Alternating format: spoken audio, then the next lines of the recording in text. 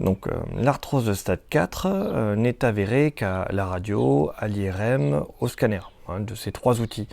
En général, on va cumuler les images pour être bien sûr de savoir ce qu'on fait comme type d'opération, où et comment.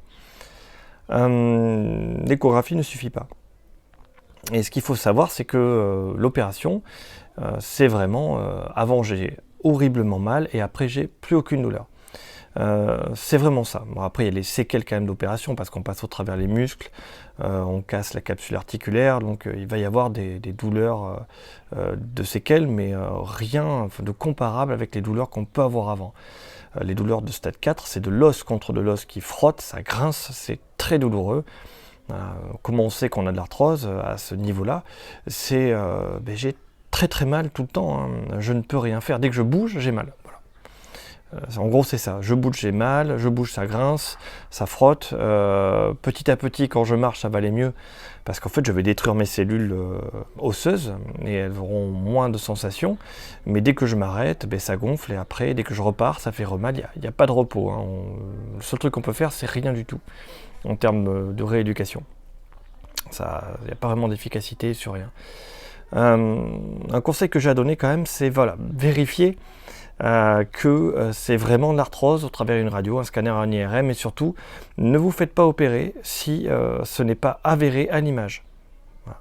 Si vous n'avez rien à l'image, alors surtout, vous ne faites pas opérer, c'est que c'est autre chose. Parce qu'il y a des douleurs, on parle de genoux, des douleurs de hanche. Douleurs de hanche, ça peut être des formes de cruralgie, donc de problèmes de dos. Donc on peut simplement avoir un problème de dos qui envoie une douleur dans la hanche. Donc si on a une hanche normale à la radio et qu'on a très très mal, qu'on pense que c'est de l'arthrose, pensez aussi à vérifier avec une radio du dos.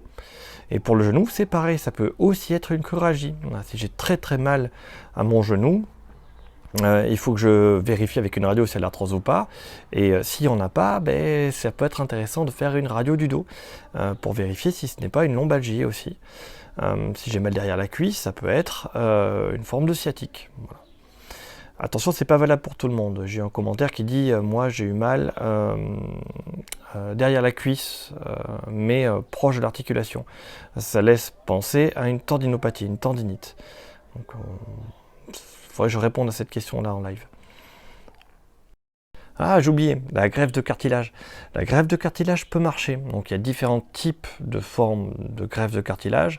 Celle qui marche le mieux, c'est lorsqu'on prend des cellules souches dans le ventre, qu'on les différencie et qu'on les réinjecte.